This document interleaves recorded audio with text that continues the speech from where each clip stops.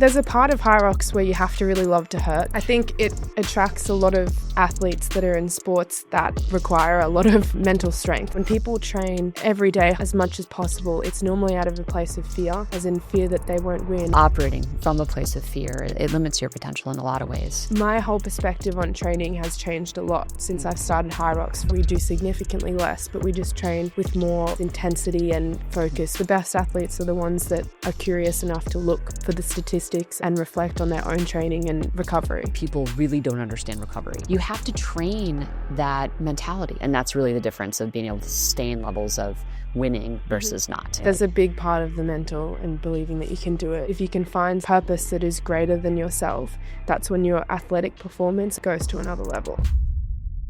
Meg Martin, welcome to the Whoop podcast. Thank you so much. I'm so pumped to be here. Well, I'm so pumped to have this conversation. You are just like an absolutely epic human. It's so and nice. Oh no, it's so impressive. I think what you've been able to do in the world of HYROX, and talk a little bit. So just so listeners can orient themselves around, how did you get into HYROX and kind of what was that breakthrough moment for you? My background was I was a gymnast really young. After I finished gym, I sort of focused on my studies to finish school.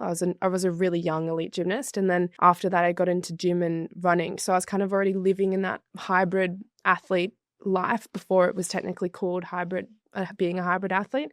And then it was actually friends of ours. So Lucy Davis, you guys, I think you might have interviewed her.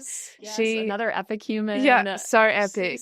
And doll. We met her and Ben in the UK before HYROX came to Australia. So obviously it's only been in Australia for 3 years, and they recommended to us to do a HYROX because we were already kind of competing that way, but we had no expectations of how it would go. And then Will and I raced our first race in Melbourne, had no idea what to do in HYROX. And I think we got a 58 something, which at the time I think the record was 56 in mixed doubles. So we were only like 2 minutes off the record, and it was our first ever race. So we thought we're actually pretty good at And this. what were the components of that race? Are you familiar with the workout of HYROX? Yeah, but I think for our listeners, Yeah. it's just great for them to just understand Of what are the course. exact components of strength and cardiovascular and Yeah, so it's 8 1K runs split up by 8 functional exercises. So the first is at 1K ski erg, and then it's sled push, sled pull, which are both 50 meters, and the weight changes depending on what category you're in.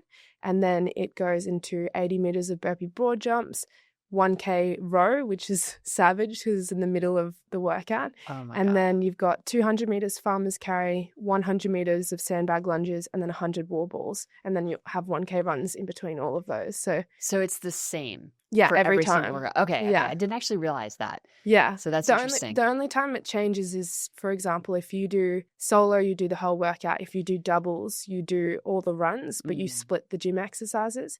And then if you're in a relay, you would do 2 1K runs and 2 of the exercises. That's it. So you only do technically 2Ks and 2 exercises in the whole relay. But even relay, that sounds easy. When you're going max effort for a K straight into an exercise, the lactic is next level. Yeah. I mean, just the burning sensation and like every part of your body It's horrible. Is not easy to overcome. Yeah. At what point is that just really mental for you? And what part, because there's a physical reality, right? Yeah. Of just of lactate buildup, right? Like your body does start to shut down. So obviously your training is preparing you to kind of move those thresholds. But at what point does it become like, wow, I just have to push through this and that's the difference? Relay is probably the time where I felt like my body has failed me more than my mind has because the lactic is so intense.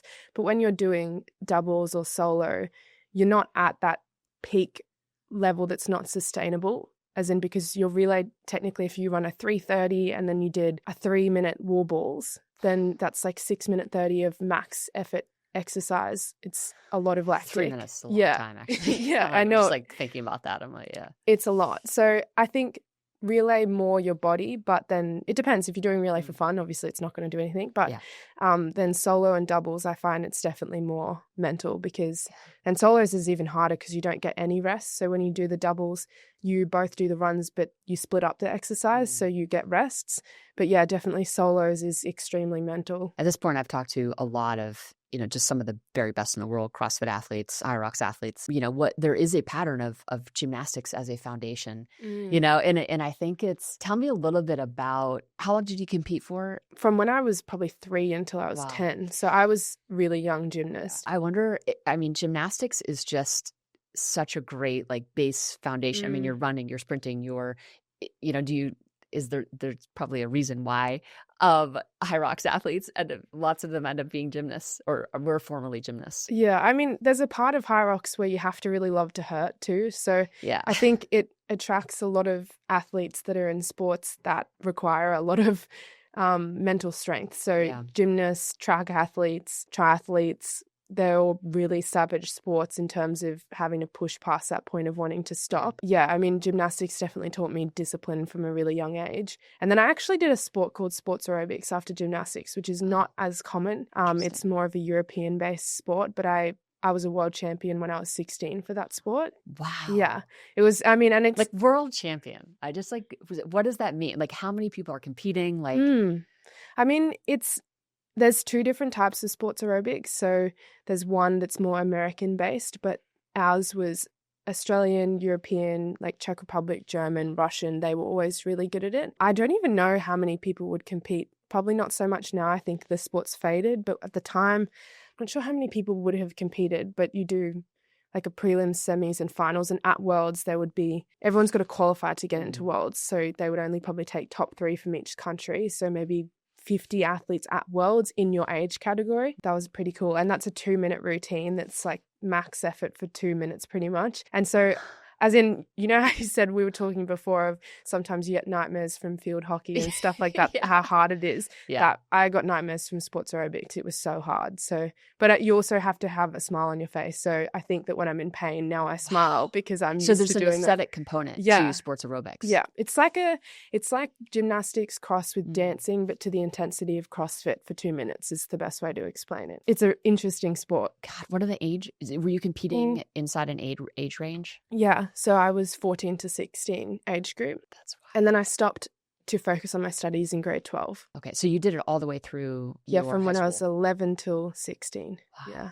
And how many times did you win Worlds? Only that one time, actually. When I started aerobics, 15. You were 15 when you were. So I was not top age, which was unusual. And then the following year I went back. It's actually a great lesson for me. I went back and I guess the expectation was on me to win because I was top age and I'd won when I was 15. And I came second by 0.1 of a point. And it was a big turning point for me where I realized that if your focus is only on winning and you're not enjoying the sport, then if you don't win, it feels like the whole year is wasted. Yeah. And sort of learning that win on all levels rather than win at all costs. So I definitely choose to do things that I love and as a result do well at it rather than do it purely with the focus to win. Well, that's a beautiful life lesson. Yeah, I was blessed to learn it the hard way. Yeah. So when you're 15 years old and you put your head on the pillow at night and you're like, wow, I'm the best in the world. What does that feel like? It was so cool because I didn't expect it to happen. So when I was 15 and I competed that year, I was just doing it because I loved the sport. I didn't have any expectation to win. I think I'd maybe come 4th the previous year or something like that. So I just wasn't really thinking about it. I was just thinking, I love this sport. It's so fun. We get to travel and then so when I competed and I remember finding out it's one of the most euphoric feelings I've had was winning because it just really low expectation and then huge reward in terms of the feeling. But yeah, it's very cool. And then maybe contrast that to winning Worlds at HYROX. What was that feeling like? And that this is maybe a decade apart from that moment when you were 15. Geez, that makes you feel a bit old. No, sorry. You're only 25 or ish when you first won, right? Yeah. So interesting. I think for us, for Will and I, so I won mixed doubles with Will the first time and then I won women's doubles with Molly the second time. When I won mixed doubles with Will, I was actually sick at Worlds. So I know we're going to talk about it, but for some reason this last year I have struggled with sickness a lot and I am definitely doing my own research into what's going on. But and I have my own theory, interestingly, but segue, share. Yeah, well, so Will and I, when we competed at Worlds last year, so the 24-25 season, we won, but that we had COVID at Worlds. Oh, we wow. didn't find out until after we competed, but Oh my it was God. So you won with COVID. Yes, but That's I guess the feeling that I had, to answer your previous question, Yeah. was that I would rather come second and get a time that I know I'm capable of than win and know that I didn't really give the best race that I could have, if that makes sense. So 1,000%. yeah. So for us, it was about amazing potential. to win, Yeah. and it was the first gold medal for Australia, so that was really exciting. But we just knew we had so much more in the tank, so it was kind of It's wild. happy, sad in a way. Yeah, And when you're an athlete, you know what you're capable of, so you just want to do your best. And obviously, you've trained so long to get a time, So don't feel sorry for me. I still won Worlds, but that's my honest answer. So. But in terms of sickness, after we got COVID, we came back, and then we got influenza A, and then Will got pneumonia, I got bronchitis, we got some other virus after that, and then we got sick again at Worlds. So my theory is actually, because we work with a really great nutritionist, she looks at all of our bloods, all of our supplements and everything like that. We have a great coach who's also a doctor, so we're very well looked after. And the only thing that I can really think could be causing it is that we live such a clean lifestyle that as soon as we get on the plane, we're not used to germs. I don't know if this isn't scientifically backed or anything, but I actually think because we train at home, we have our own gym set up, we order our food to our home. Like I don't really go many You're not places. exposed to germs. No, that there actually is plenty of scientific evidence to back that. I mean, that's why we tell children, it's good to get your hands dirty. It's good to, you build up immunity by exposing yourself to those pathogens. Yeah. Right. So that's exactly what's happening. And it is actually backed in science. Yeah. So we just joke, we're just going to go to the gym and lick the floors once a week. I know, exactly. 100%. I know. It's kind of like an ironic thing, where I kind of find myself in the same boat. I have a, pretty...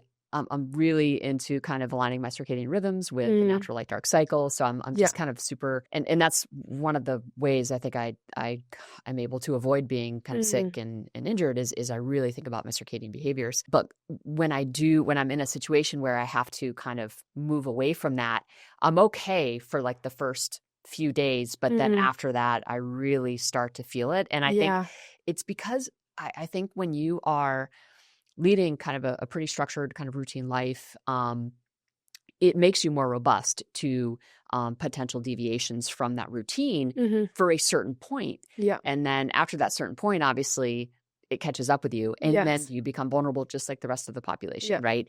But I think the difference is the rest of the population is adapted to a lower level of functioning just all the time, generally, right?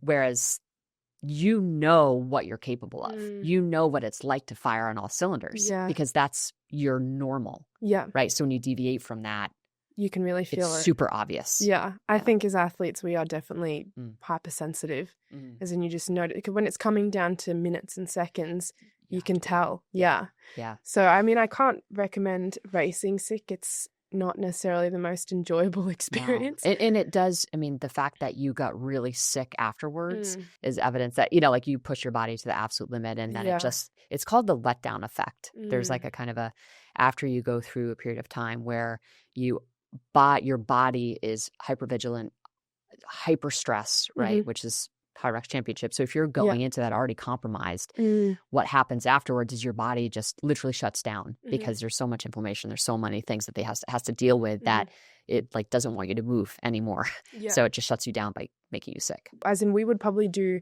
less volume of training than a lot of the HYROX athletes that are competing at the moment. As in, we do significantly less, but we just train with more, I guess, intensity and focus with certain goals in our training. But yeah, I think it's just as soon as we get on those planes, we get sick. But the perfect example is right now I'm in an off season and I've been going to public gyms before I came for this trip, and touch wood, I don't get sick, but we've been on the plane and we're not sick. Yeah. So how come then when we go to Worlds and we haven't been exposed to it, we obviously get sick as soon as we get on the plane? So that's always how it seems to happen a few days after we get to because we always go really early, as in we're there for 2 weeks earlier.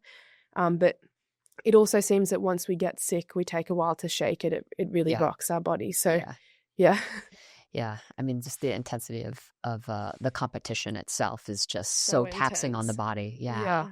How do you think about your sleep? Sleep was always something that I guess being a uni student previously and an athlete, it was just kind of the first thing to go because if you need more time, it was just the easiest place to take it from is sleep. And you can probably get away with that a little bit more when you're younger.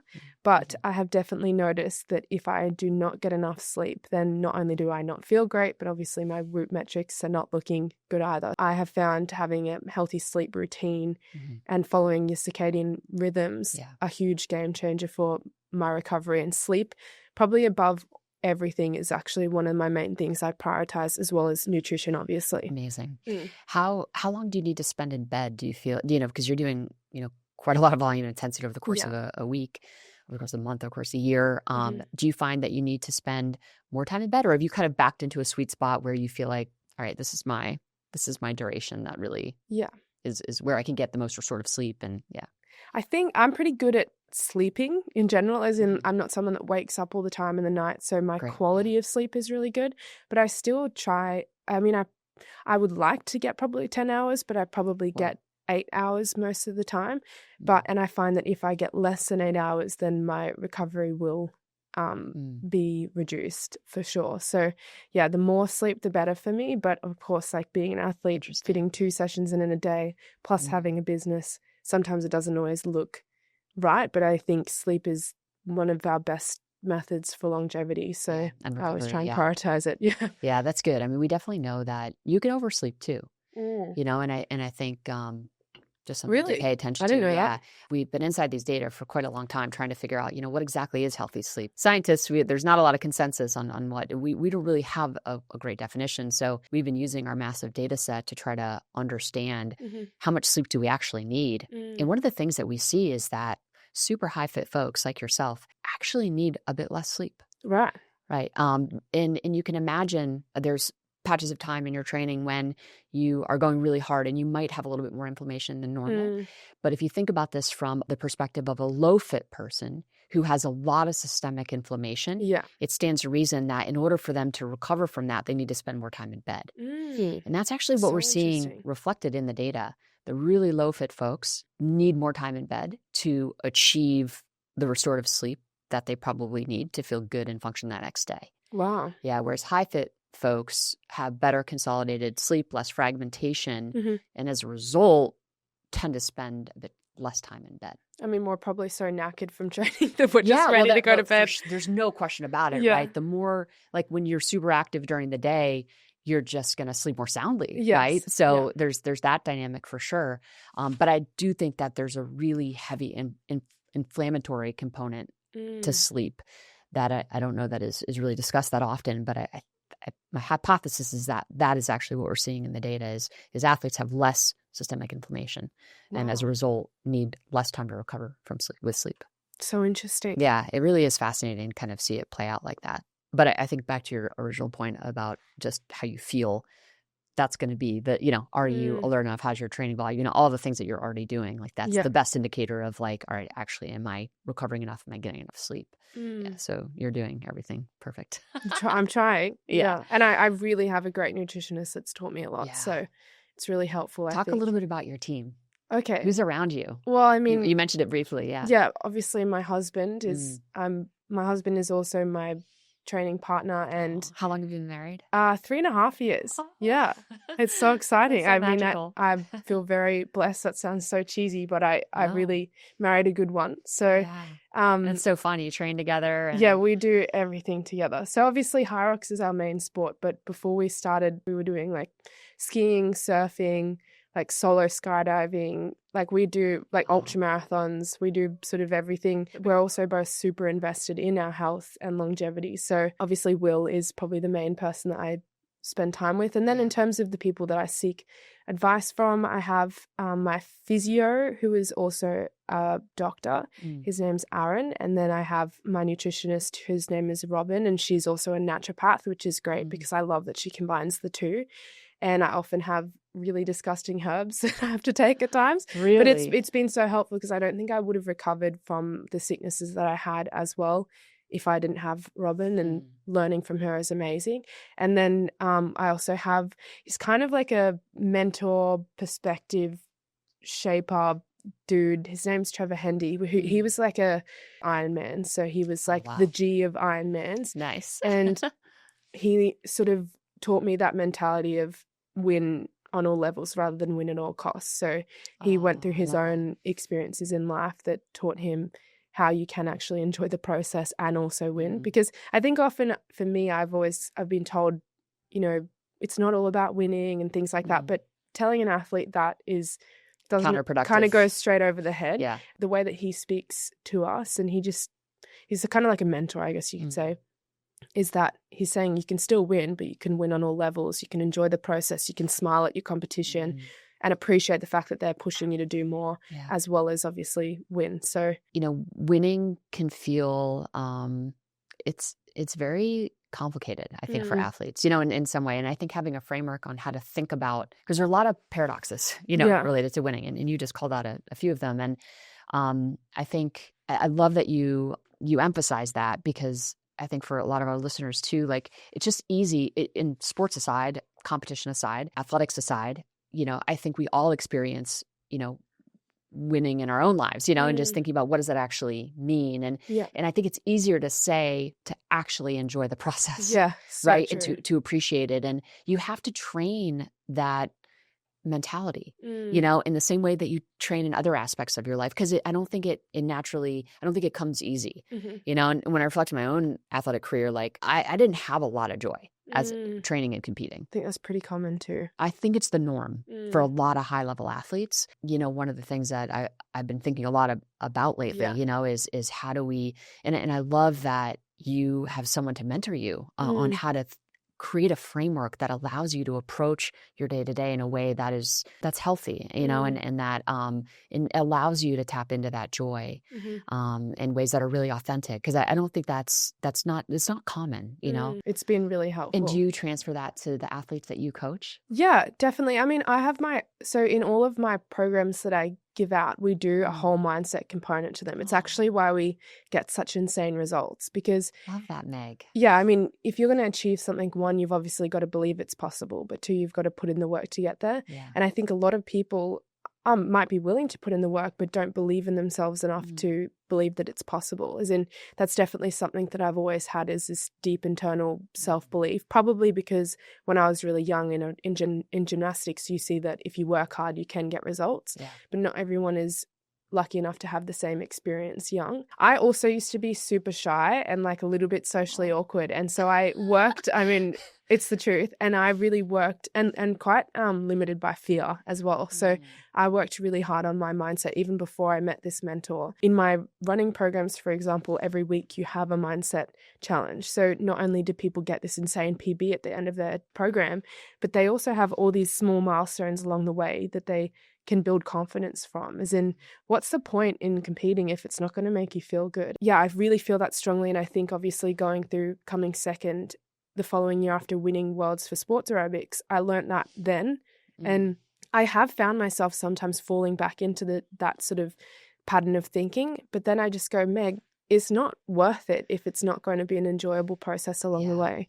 Yeah, because you can just tie your self-worth so closely to outcomes, you know, and that can be so draining, you know, and just take the joy out of the day-to-day for sure, but absolutely out of the competition itself, you know. Well, I'm going to try your program. Amazing. I will send it to you. I'm going to give it a go. It'd be great. I will purchase it though. You don't even send it to me. I will contribute to your business. That's so nice. Well, I love that you're just approaching performance and competition just like so holistically, you know, because to your point, I don't know that everyone has had that experience, you know, it's kind of coming into maybe this type of training without any experience, you know, so I think you're kind of giving, it sounds like, all the pieces to the puzzle. Hopefully. Yeah. I mean, that's what I want to do. I feel I was blessed to have that realization myself, and it changed my life. It gave me true confidence. As in one of the weeks we do a fears week. So people literally go out, as in you're doing a running program and you're doing a fears week. But for example, if you're afraid of rejection, then next time you're at the coffee shop, you've got to start a conversation with whoever's there. As in, there's little challenges along the way that really build true confidence. And it's so cool though. Like, I mean, I'm super passionate about it because it changed my life, and I've seen the lives of all these people who have done the program completely changed. And they're getting not like a couple of second PBs, 10 weeks, like 30-minute half marathon PBs and stuff, like 30 minutes. And not I mean, like they're going from 3 hours, like some of them 2 so hours to significant. 1:30, like That's wild. crazy. Would you attribute it to just this more holistic approach? Is it just, you mentioned earlier, just really being mindful about volume and intensity, and it's more is sometimes just more, it's not better. Is it just a combination of all of those things? Yes, and I really do think that the mind is not something that we can really fully understand yet. So we don't really look at it and go, oh, well, that person has a lot of, like, how do you quantify confidence or discipline? And so I think that's what I'm most interested in, is the mindset. Because if I was to really compare my training that I do to a lot of other people in the sport of HYROX, they would be doing much more than what I am doing, probably, from a volume perspective. Yeah.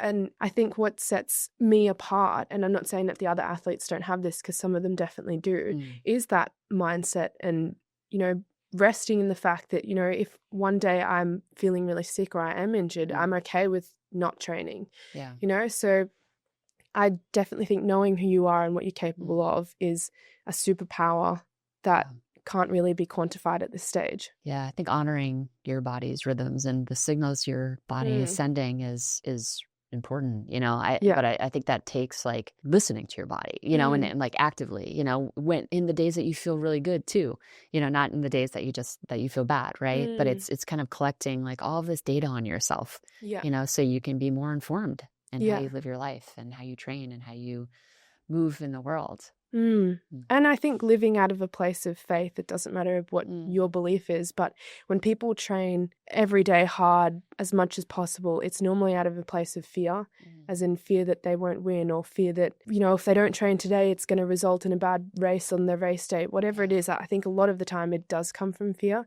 So if you can teach people how to just be focused on the session that they're doing on that day and experiencing that session and learning from that session, as in if you have a bad session or a session that, you feel really fatigued, okay, don't get down, don't take it so personally. Look at your body as like not like a machine, because it makes it a little bit insensitive, but kind of like that. So you wouldn't get disappointed in your car if it just stopped working. You just go and figure out what's wrong with it and help it again. So I kind of try and look at it more from that perspective as well.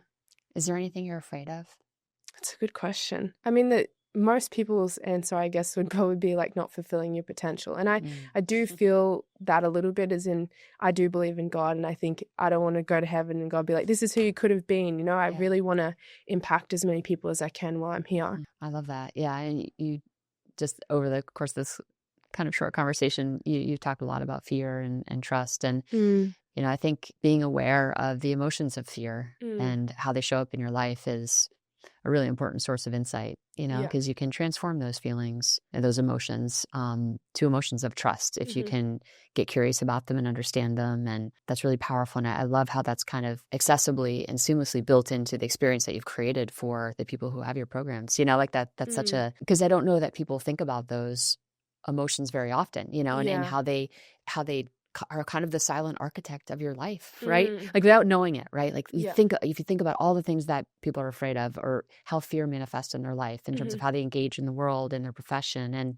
their relationships, right? That's like such a powerful component, and to be able to kind of zoom out and think about, all right, where does fear show up in my life, and how is that holding me back from my potential? Yeah, you gotta lean in. Want to make clear that it doesn't necessarily not work, as in there's definitely people who are, competing and getting great results from fear or from maybe fear-based hurt and emotions. things like Sure, that. yeah. It works, but it depends what you consider as success, because, if you go and win that Olympic gold, but you are feeling horrible in your life, as in you see a lot of Olympians struggle when they do win, because they've told themselves that when they win, they'll be happy, and then they win and they don't feel anything. So I think it depends what you consider as success. It doesn't mean it doesn't work, but I find that if you do it this way, then it means that when you win, you will feel fulfilled as well. And you will have looked back and been like, wow, I enjoyed that whole process, rather than I hated every day and then I won. Yeah, it is absolutely short term but when you're thinking about it from a long-term strategy, operating from a place of fear is limiting. Yeah. You know, it limits your potential in a lot of ways and your opportunity for like real joy. Yeah, your experience of life. Yeah. Mm. Yeah. And I've definitely felt that personally in so many aspects, you know. Yeah. But trust is so expansive, you know, and Mm. opens us up to the world in ways that fear just doesn't, you know. So Mm. I love that you're offering that, you know, as a perspective. Trying to, not perfect yet, but working on it. Yeah. Okay, we're going to do a little social segment. All right, so true or false? The sled push is the ultimate make or break station in a HYROX race. Yeah, I reckon true. Normally Really? I'm not normally when we race after, or maybe sled push and sled pull. After sled pull is when the race starts. Normally I'm not leading until after those stations. And then Really? yeah, people go out way too hard in HYROX. As in when I won with Molly, we beat everyone by 3 minutes. As in that's a lot in HYROX. Yeah. This is wild. Yeah. Okay, so at what point, where is the sled race? So you go ski, sled push, sled pull. So first 3.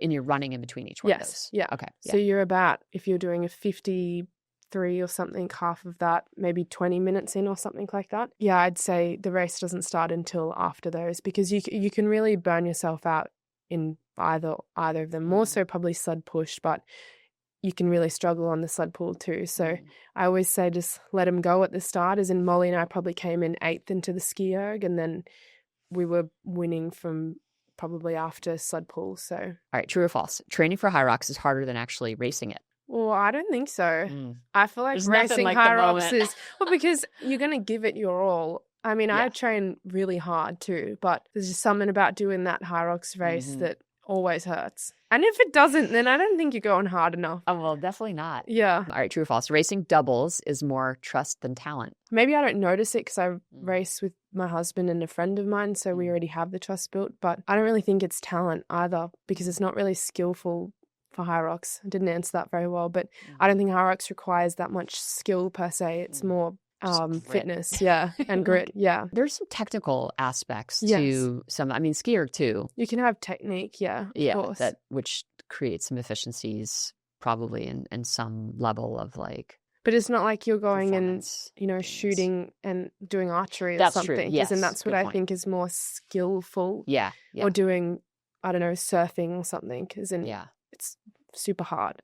Or gymnastics. I'm more thinking anyone can do a HYROX, but to do well, obviously, you want to refine your technique more. True or false? Coaching other athletes taught you more about recovery than your own training ever did. I feel like I took what I learned in my own training and then applied it to my athletes. Yeah. But it has taught me that most people don't understand, and I have to really emphasize just trust the process, because when I tell people in easy sessions, please go easy, it's really hard to get that into their heads, mainly out of fear, because they really want these goals so much that they're almost willing to do it at the detriment of their own bodies. Yeah.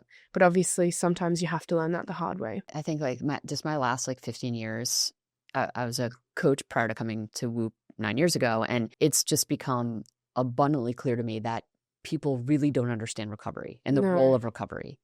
I just finished writing an entire book about it. Yeah. And that you perform better if you recover. There's no question. And it's like recovery is literally, we just got through, we're in the process, it's in peer review right now, but this amazing paper looking at professional golfers over the course of 5 years, all their kind of golf performance data, and then all of the physiological data kind of running alongside. It's like over 500 events, over 300 people, close to 400 people in this data set. It's really like robust. But the main takeaway is that the athletes in that study who really think about recovery as a way of being in the world are 3 shots better than the dudes who aren't. Wow.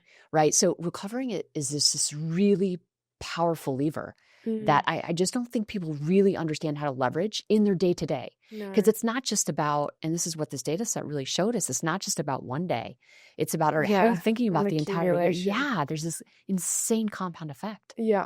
That shows up in how they perform over the course of a year. Well, it's the same with training. Exactly. It's like if you train one day, it's not really going to do that much, but training consistently, it's the accumulation of the training sessions. And I remember, I just said I remember, but I can't remember who told me. If you look at the breakdown of your sessions, like not every session should feel good, or you're probably not pushing it hard enough in some of your intensity sessions. So I think obviously majority of them should feel good, especially the easier ones, but there's going to be some that don't feel good, and that doesn't necessarily mean you're doing the wrong thing. It just means that you've got to be on that limit of pushing without going too far. And like sometimes in order to find where the limit is, you go too far. Right. But that's part of learning as an athlete too. Yep. I guess the best athletes are the ones that are curious enough to look for the statistics and assess that and reflect on their own training and recovery. True or false? Intensity matters more than volume. Oh, that's a hard question. I don't know. I would probably say both. Yeah. But I mean, they both matter. Yeah, they do. I don't know which one I would say matters more. I think volume particularly is unique to the individual in the sport, obviously, and then intensity, again, unique to the individual in sport. As in, you're not going to get people who are doing ultra marathons doing super intense sessions. It doesn't really make that much sense. They might do 1 or 2 in a week, but yeah, that's a hard question to answer. Yeah, I guess I'm wondering too, like, does volume alone create enough stimulus to prepare you for the demands of like a HYROX race? I think intensity is important. Yeah. As in, especially because the whole race, you're in that lactate threshold intensity level. But also, I don't think that just training that intensity all the time is good, which is what most people do. As in, if you speak to the general pop of HYROX, their training is going to look like 5 or 6 HIIT classes a week. And I'm thinking, your body must not be doing very good on the inside, and you're also selling yourself short of so much potential. So both are important. Sorry that I can't give you a one answer. No, it's good. No, I was kind of asking for myself. I was just curious, like how you think about that. Because when I observe some of my friends who are doing the training, I'm like, wow, like these are really intense sessions, like 4 or 5 times a week. Yeah, in my opinion, that's too much. Yeah, I would only do 2 to 3 intense sessions a week, and then pretty much everything else will be easy. And from an energy system, is it really thinking about, like, are you in zone 3 primarily, or are you really getting into those upper kind of 4 to 5 heart rate zone areas? It's a mixture. If I'm doing 4 to 5, it'll normally be more intervals. Okay. Although 4, I would probably sit at 4 for my lactate threshold style sessions. It normally far out from a competition, I would spend a lot more time in zone 2, and then closer towards the competition, I'll combine zone 2 with zone 3, longer runs. But yeah, I find as if I'm further out from a race, it's lots more easy, strength-based and aerobic-based stuff. And then obviously you drop the volume as your intensity increases coming closer into competition. But I think a lot of people go wrong where they try and keep the volume the same and then increase the intensity. And I don't think that creates good results. Interesting. Yeah. Wow. There's a lot of really good nuggets that you are dropping. That's nice. Well, I mean, it's from my own experiences, and I only really speak on things that I've done myself. And I mean, everybody at the moment is trying to say they have the best HYROX programming, and, we're all probably programming pretty much the same stuff. So really, I think that most people train with coaches for accountability. And the main reason people train with me is because I really focus on that mindset side of things anyway. But if people are saying I have the best HYROX program, like, it's probably just the same as what the other person is doing. There are some different styles, but yeah, a lot of them are just way too much volume, way too much intensity. Yeah. I think like when you get to the very top levels, there is, I think about this from just a coaching perspective, right? Like technically, tactically, like NBA, NHL, or like, an AFL league, right? Like for the most part, the talent and the coaching is going to be similar. Like, but it's like these other areas that if they're missing from your infrastructure, if they're missing from your programming, you're just not going to maximize your potential, right? And that's really the difference of being able to sustain levels of winning versus not. Okay, true or false? The secret to winning HYROX is as much about mental pacing as it is about muscular endurance. I would say, yeah. I really think there's a big part of the mental and believing that you can do it, and being willing to push, because everyone has different pain thresholds and tolerances of what they can handle too. Yeah. And then being strategic. Strategy in races is a game changer. And if you go out too hard, it's really hard to come back from that. Whereas if you just build into it, then, I mean, I think it's a HYROX rookie thing to do, is just go out too hard. Yeah. And that's okay. You learn, and then you don't do that again. Yeah. You kind of need to be like a horse. You need to have like those little blinders on. Yeah. Because I would need that. Because it's so hard, like when someone to your left or right is going like balls out, and you're like, are they going to sustain that? Like, am I going too slow? Like, That would definitely, I would need like a really clear strategy. And the hard thing too is you can't see your pace when you're running. So I think because you're inside most of the time, most people will wear Garmin watches or something like that. You literally can't see your pace. It will just not work in most buildings. Oh, interesting. So then people, I think, get stuffed up if they have spent their whole time, whenever they train, always looking at the watch. One of my advice for my athletes is to, when you train, yes, use your watch, but also make sure that you're familiar with how that pace feels without just always living off like, am I on pace? Am I on pace? Like try and get to your pace and then use your own self-awareness to make sure you're on pace, because otherwise you get in a HYROX, you don't even know what the pace feels like. Yeah. And then just it can go bellies up real quick. I love that. And I think like for athletes who don't have a lot of experience pushing themselves to those kind of limits will struggle. Yeah. You know, like I think you like I think it takes a lot of experience to like actually like build that intuition around pacing. I know for me, like now, like I can run 8 400s and I'll be within a second of like each one time from each repetition. But that's been running track and field for like 30, it's just years and years and years, So if you were to train without any kind of pacing devices, how do you tap into that instinct of like knowing how fast to run to be able to sustain whatever repetitions you need to do in that workout, for example? Yeah, I mean, my immediate thought is experience. So obviously that is one thing that I have in all my programs is if we do something like 8 400s or maybe 10 800s, it's a pretty gross session, but that's sometimes the session. Wow. Yeah, well, because you're working on 1K reps. So if that was a session, then people might, when they first start the program, they might stuff the session up and go out way too hard on the 800s. But once you do that once, you sort of have an idea of how it feels to run an 800.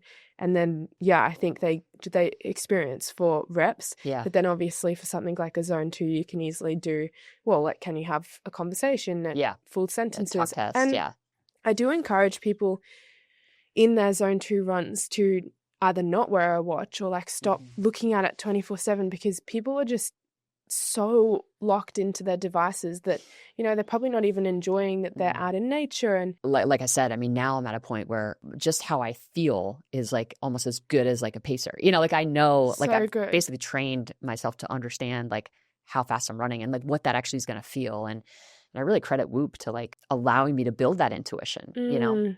Yeah, Meg. So in addition to being just this like ultra human HYROX athlete, you own 2 businesses. Yeah. So you are very busy.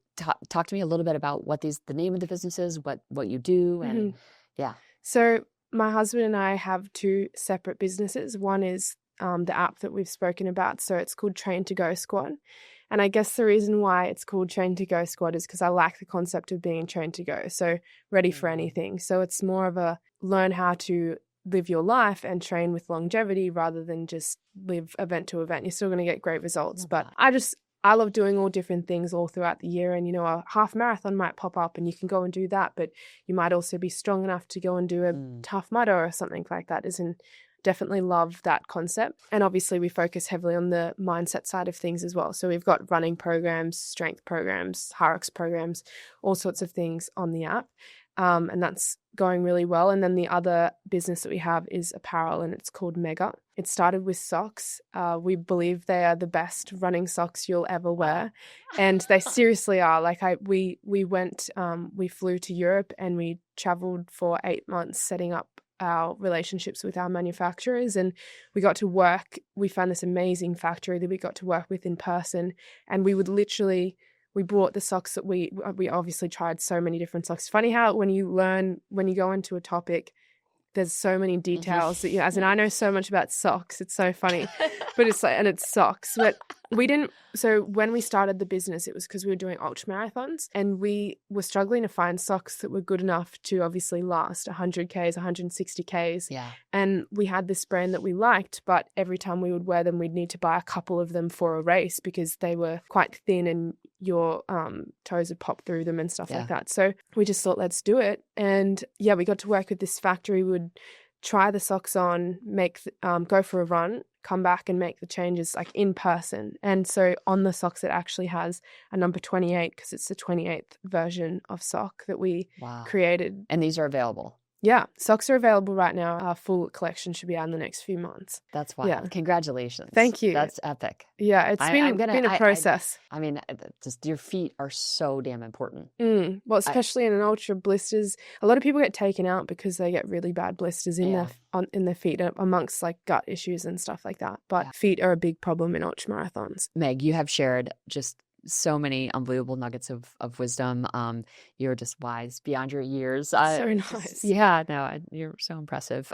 Just in terms of just some closing thoughts, like, is there anything that we haven't covered that you feel like you'd love our listeners to understand or to know about HYROX's training? I mean, the thing that I think is probably most impactful for me is it's a quote of my own, but it's through the feats of others that we realize what's possible. It's through the feats of our own that we realize we're capable of more. And the reason why I say that is because it was what changed my life. And obviously I know we're talking about recovery and performance and things like that, but if you can use other people's stories to inspire you that you can do something, because there's plenty of people that have obviously probably been through worse and done better with it, then that's what can ignite your belief to go and pursue something.